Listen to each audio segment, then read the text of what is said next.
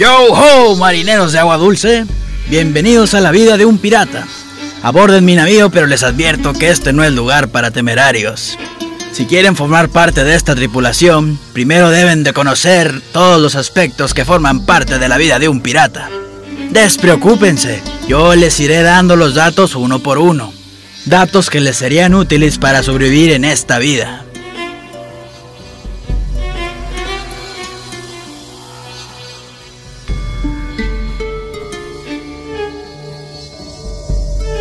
¡Deténganse! Están por entrar en mi camarote. Aquí puede descubrir lo mejor de los piratas, pero entren por su propia cuenta y riesgo. Estos cuadros representan historia de grandes piratas. Pronto yo también tendré un cuadro colgado de la pared.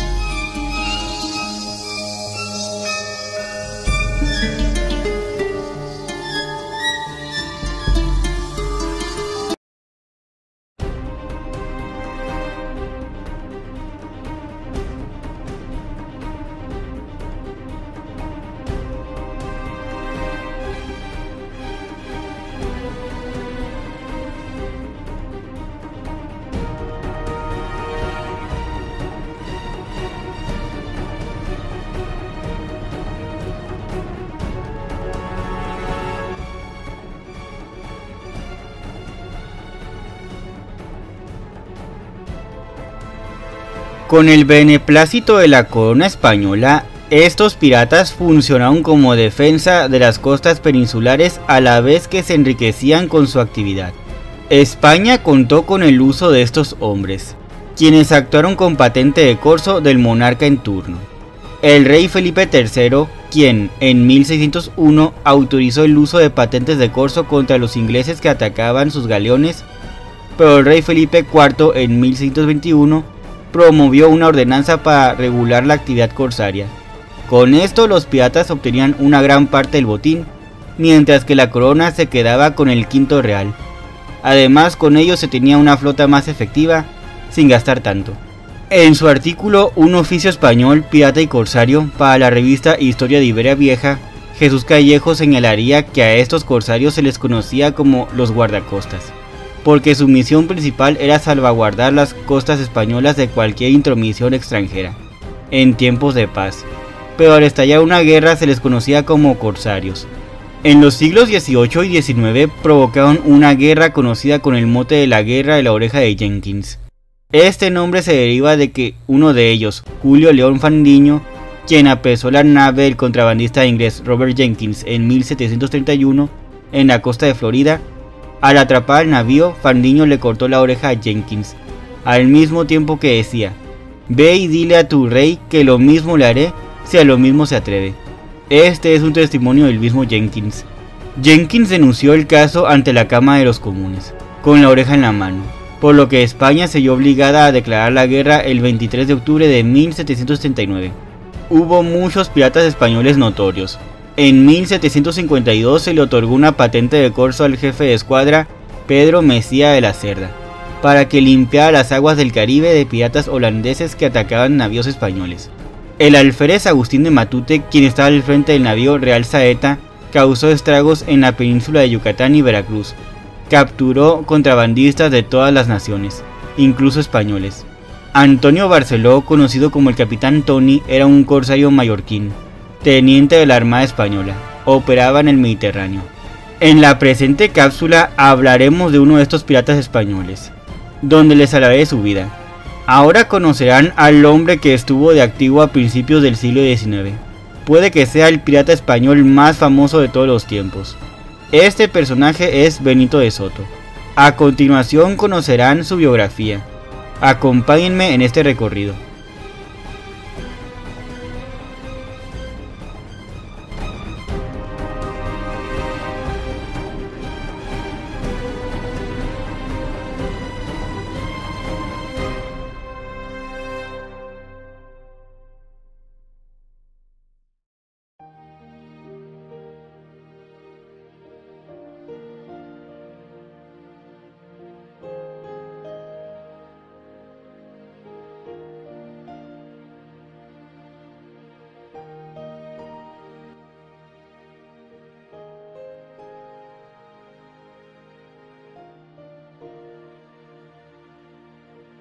Biografía.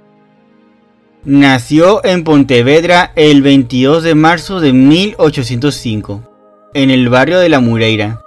Perteneció a una familia de 14 hermanos.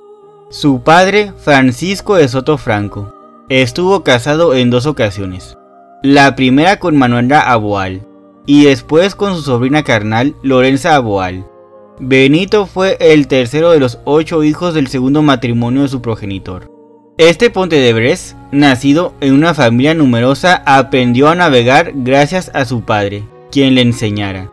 Se dedicaba a la pesca de la sardina y la merluza. Más adelante también practicaría el contrabandismo en España, aunque existen 2 versiones acerca de su vida. En la primera señala que se trata de un honrado marinero que acabó como cazador de piratas, y en la segunda que actuó directamente en barcos con corsarios españoles contra los buques de las repúblicas americanas.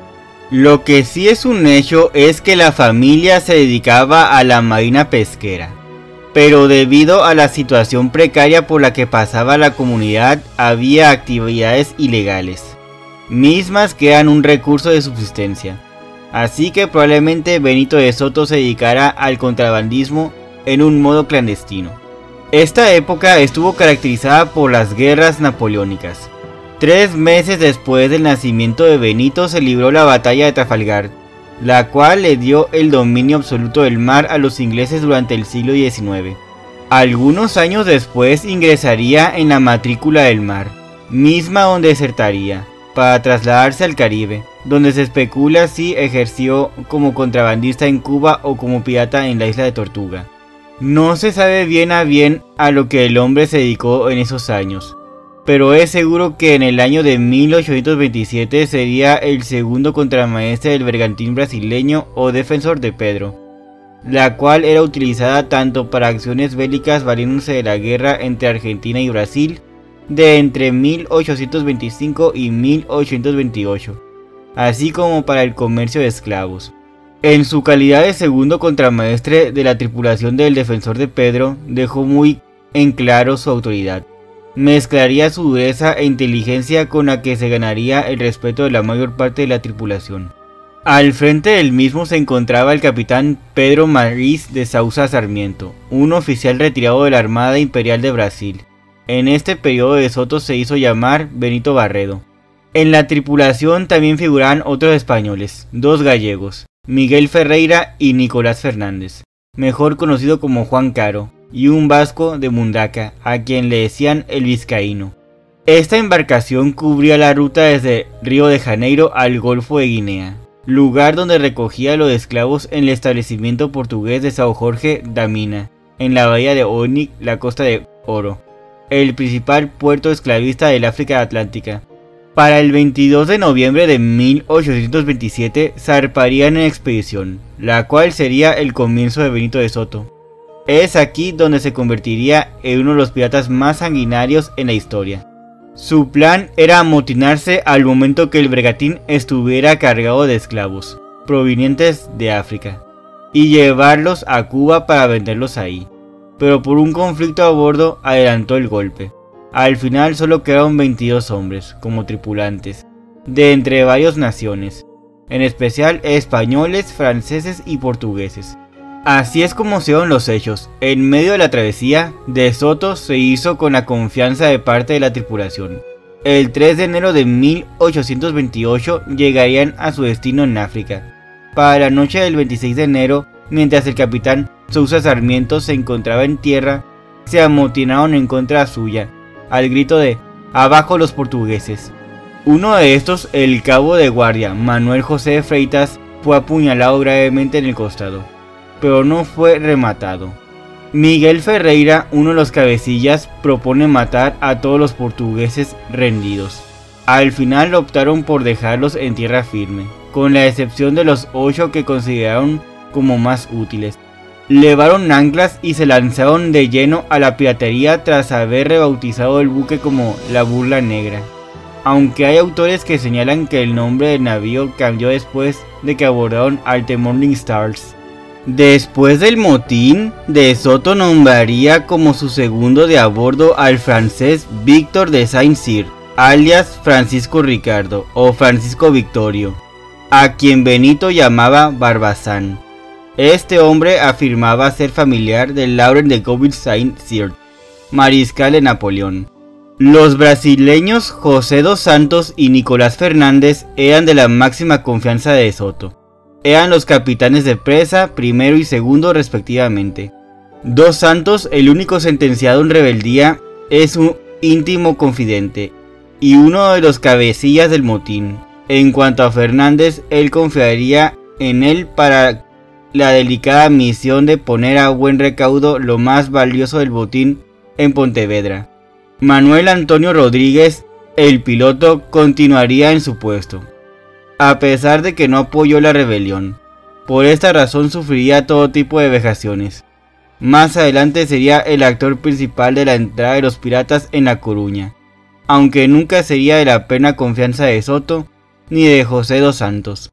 Es en los primeros días del levantamiento que de Soto cometería uno de los dos únicos asesinatos que reconoció en su juicio, más adelante, mientras era escoltado por Antonio de Laida el Vizcaíno. Abatió de un disparo en la cabeza a Miguel Ferreira, que se había enfrentado a él en varias ocasiones. Arrojarían el cuerpo al mar. El primer plan de Soto, ahora como pirata, era asaltar un barco de esclavos y regresar a su idea original, la de venderlos en Cuba. Más tarde el capitán le cambiaría el nombre al navío, Burla Negra. Lo armó con 10 cañones, 5 a babor y los otros 5 a estribor, más uno en proa y otro en popa. Para engañar a sus presas llegaron a utilizar banderas de distintas naciones. A lo largo de su historia, Soto mandaría pintar su barco en varios colores para cambiar su apariencia. Al final de su carrera como pirata y contrabandista, el barco volvió a llamarse Defensor de Pedro. El 19 de febrero, a los 23 días de la salida de Ojai, divisaron la fragata mercante británica The Morning Star, a la altura de la isla Ascensión, misma que era capitaneada por Thomas Gibbs. Transportaban un cargamento de ébano, pimienta, canela y café desde Colombo, Ceilán, a Londres. Su tripulación, totalmente desarmada, superaba las 50 personas, incluidos 11 militares enfermos, mujeres y niños. El bergantín, que era más rápido que la fragata, hizo un primer disparo. El capitán Gibbs pretendía huir, pero un segundo disparo que cayó a solo una yarda lo obligaría a detener el buque. Le ordenaron bajar los juanetes y enviar un bote e inmediatamente reciben un cañonazo a quemarropa. El abordaje lo encabezaba el capitán de presa José dos Santos, quien iba acompañado por Víctor de Saint-Cyr, mejor conocido con el apelativo de Barbazán, acompañados por otros hombres. Iban armados con pistolas, sables y puñales. Encerraron a algunos tripulantes en la cámara, con lo que dieron comienzo al saqueo de la nave, en medio de toda clase de excesos. Al anochecer encerrarían al resto de la tripulación y a los soldados, a quienes invalidaron entre las escotillas mayor y la proa. Las aseguraron con maderaje de cubierta y barrenaron el costado de estribor en proa. No querían dejar supervivientes. Para las 10 de la noche abandonaron la fragata. Al regresar al bergantín, asesinaron al capitán Gibbs y a los marineros prisioneros en la bodega. Pusieron rumbo al norte hacia las islas portuguesas de Azores. El buque inglés se inundó, pero los supervivientes consiguen sacarlo a flote. Para la 1 de la madrugada y en medio de un completo silencio, algunas mujeres se atrevieron a salir de sus escondites. Consiguieron liberar a los cautivos en la cámara. Los daños sufridos en The Morning Star fueron considerables, mas sin embargo pudieron comandarlo. Para el 18 de abril de 1828 llegarían al puerto de Gravesend, en la ribera sur del Támesis. Al enterarse que no dieron muerte a todos los individuos en la fragata, De Soto cambiaría el rumbo de la Burla Negra por el sur, con la intención de localizarla para rematarla. Se aproximaron de nuevo a la isla Ascensión. Evitarían una fragata de 40 cañones que navegaba por la zona. Después de esto, avistarían a la que sería su segunda presa, la fragata norteamericana Topaz, la cual venía de Buxton. e iba de regreso de Calcuta, con un fuerte cargamento de salitre y fardos de seda. La abordarían a la manera en que lo hicieron con The Morning Star. Combinaron a su capitán a firmar un documento a modo de entrega de la mercancía. Saquearían el navío en el transcurso de la noche. A los marineros y pasajeros del Topaz los encerrarían en la bodega del bergantín. Después de lo mismo tendrían una muerte a sangre fría, a manos de José dos Santos, Nicolás Fernández, Guillermo Teto y el portugués Domingo Antonio, en la cubierta de la misma embarcación. Esa noche murieron entre 20 y 24 personas. Según el testimonio de los mismos piratas, se dice que entre las víctimas iba un religioso o misionero. Soto había pensado en Freitas para que fuera el ejecutor, porque el portugués siempre mostraba un rechazo inequívoco a la violencia. Le pondría una pistola en la mano y le ordenaría que comenzara por matar al capitán americano. Freitas dispararía al aire la primera vez, pero Soto le insistiría para que asesinara a otro cautivo. Pero aprovechándose de la oscuridad de la noche, Freitas consigue cebar disimuladamente con algo de estopa la piedra del arma, cuyo cebo no se inflama. Este portugués sería relevado de esta tarea, gracias a la intervención del francés Goubin. Después de acabar con la masacre, Soto mandaría incendiar la fragata para con ello asegurarse de su desaparición. Al quemarse el barco, un muchacho de tez negra, quien había permanecido escondido en la bodega, se vio obligado a salir. Subió a la arboladura, donde saltó de jarcia en jarcia. A medida que las llamas prendían el velamén, ya sin fuerzas cayó al agua, donde se ahogó. Al momento que el fuego alcanzó el salitre, se produjo una explosión. Finalmente la nave quedó completamente destruida. Por el motín obtenido de estas dos presas, Soto pensó en la idea de regresar a casa, en la ría de Pontevedra, donde cree que podrá vender fácilmente la mercancía haciéndola pasar como contrabandismo. De camino no desaprovechó las oportunidades de saquear las embarcaciones que se ponían a su alcance. Este plan agradó a la tripulación y pusieron rumbo al norte hacia las islas Azores. Mientras tanto, en su tripulación se formó un grupo que pretendía hacerse con el bergantín para retornar a Río de Janeiro. Consta que el portugués Domingo Antonio forzaría la caja de armas de cubierta, pero el complot llegaría a oídos de Soto. Sometería a este hombre a una pantomima de juicio sumarísimo, que lo sentencia en el acto a ser tiroteado, acuchillado y aún vivo arrojado por la borda. En rumbo a los Azores, cerca de las islas de Cabo Verde, abordarían un segundo bergantín inglés, cargado de ladrillos, tejas y pipas vacías para ron. 8 días después, cerca del archipiélago de las Canarias, asaltaron la bribarca Zumburi, la cual viajaba con rumbo a Saint Thomas. Con las Azores a la vista, abordaron el Hermelinda, buque portugués procedente de Río de Janeiro.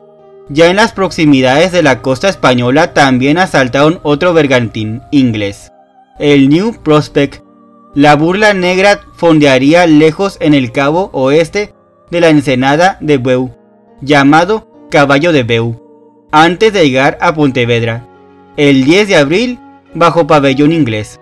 Por requerimiento de la autoridad portuaria, Benito de Soto informaría que el buque es el Buen Jesús y las Ánimas, procedente del norte de América, con carga de habichuelas, frutos del país, pólvora y balas.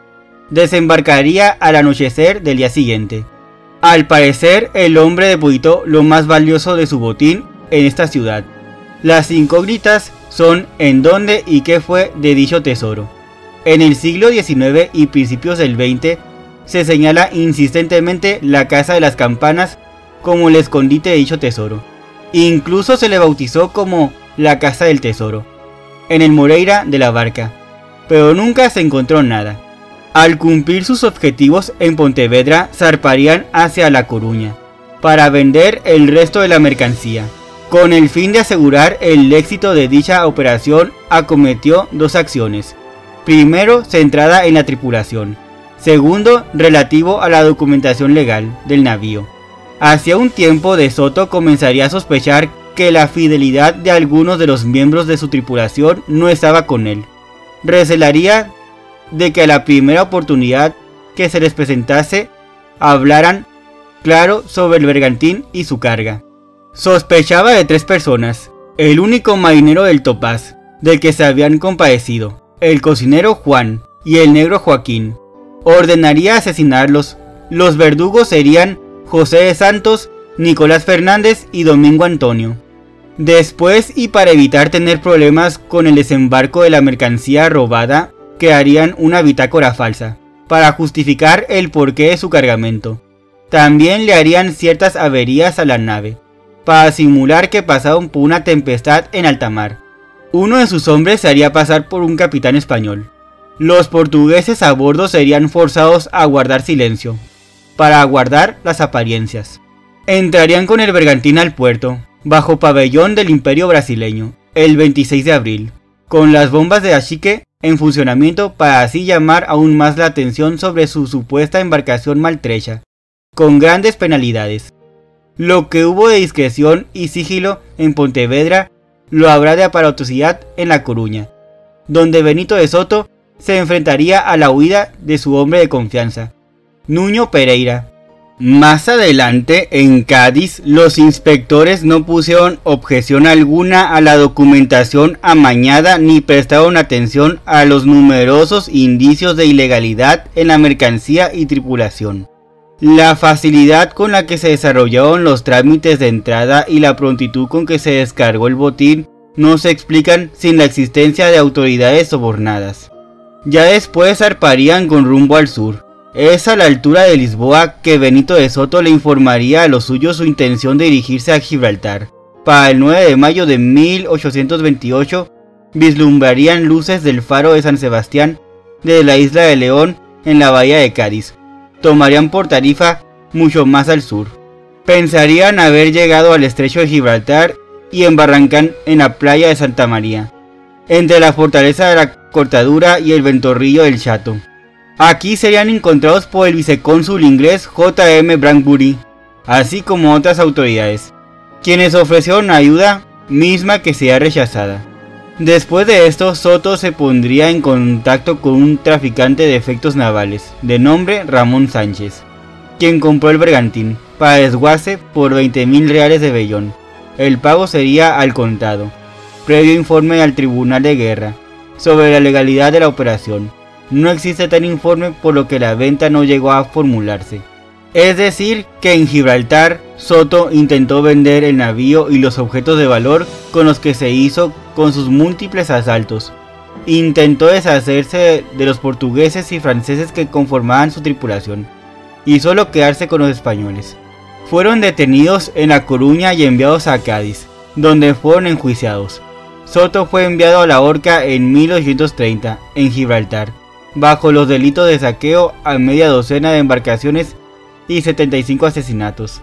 A continuación, les contaré con más detenimiento estos sucesos.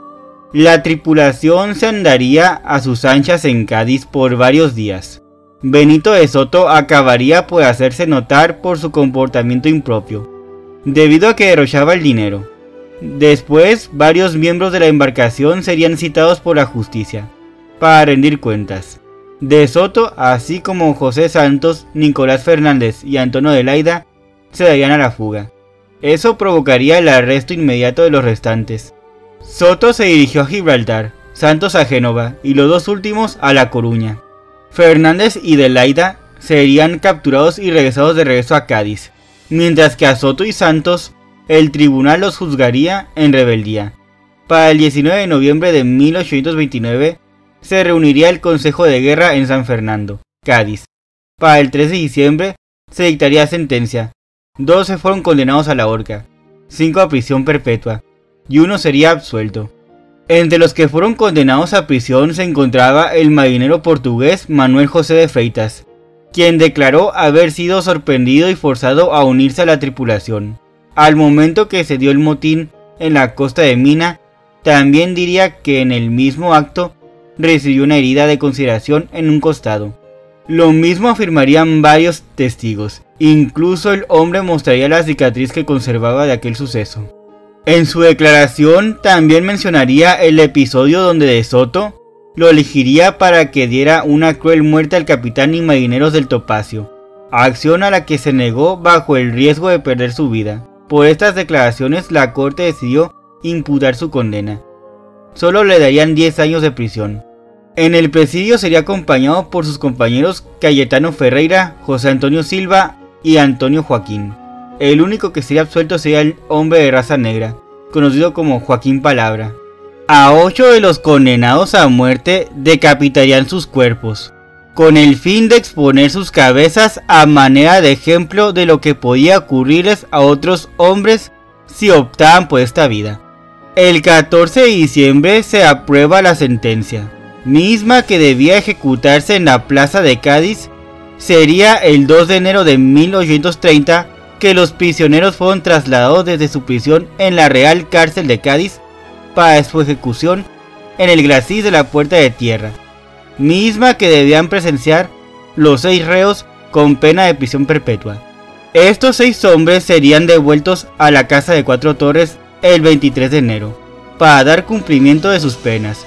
En cuanto al absuelto Joaquín Palabra, sería entregado al cónsul de Portugal, José González Viera, el 27 de febrero. Mientras tanto, en Gibraltar, Benito de Soto esperaba entrar en contacto con un comerciante para el que tenía unas cartas de introducción, pero sería hecho preso. Aunque si bien ya había sido juzgado y condenado a muerte en consejo de guerra por expreso deseo del rey Fernando VII, quedaría en manos de la justicia inglesa, con la reserva de que, en caso de absolución, sería devuelto a la justicia española. El 13 de enero de 1830, el gran jurado del almirantazgo lo acusaría ante el gobernador Sir George Donne, caballero Gran Cruz de la Orden del Baño. Comparecieron como testigos algunos supervivientes del The Morning Star, enviados desde el Reino Unido por el almirantazgo: Andrew Bayerman, de profesión mayordomo, Charles Henry Wilkinson, pasajero, y George Boothby, el primer piloto, quienes dieron testimonio del asalto. Benito de Soto sería condenado a morir en la horca por la ejecución u ordenamiento de 75 asesinatos comprobados y 10 embarcaciones saqueadas o hundidas. A las 10 de la mañana del 25 de enero, Soto llegó al lugar de su ejecución, en las inmediaciones del Castillo de los Moros, donde se habían formado grupos de personas para presenciar el acto público. El prisionero iba asistido por un sacerdote español y un crucifijo en la mano. Su actitud era firme y serena. Subió a la carreta desde donde arengó a los presentes y aceptó su destino. En palabras del historiador Philip Gosse, subió al ataúd para colocarse él mismo la soga alrededor del cuello y, gritando "adiós a todos", se arrojó al vacío. Los periódicos españoles dieron por cumplida la noticia del final del pirata y sus hombres con publicaciones en un tono moralizante. Su muerte fue el 25 de enero de 1830, en Gibraltar.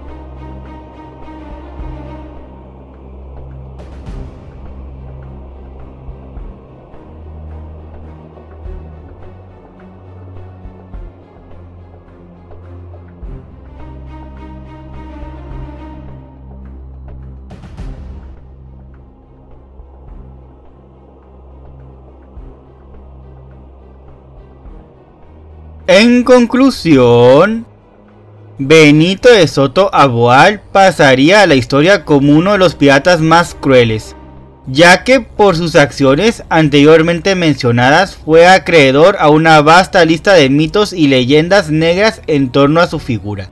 Acusado de la muerte de 75 personas y haber quemado y hundido más de 10 embarcaciones. También es sabido de su pequeña estatura, razón que según muchos estudiosos hizo necesario que él mismo se parara sobre su propio ataúd para poder echarse la soga al cuello y saltar después.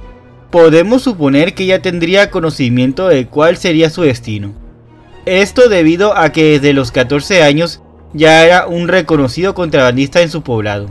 Su fama es tan grande a tal grado que se cree que la Perla Negra, el famoso barco de Jack Sparrow, dentro de la saga cinematográfica de Piratas del Caribe, está inspirada en su navío, la Burla Negra. Sin duda, el recuerdo de Benito de Soto quedará guardado para la posteridad, más que nada por sus ataques sanguinarios y la suerte que tuvo hasta ser hecho prisionero.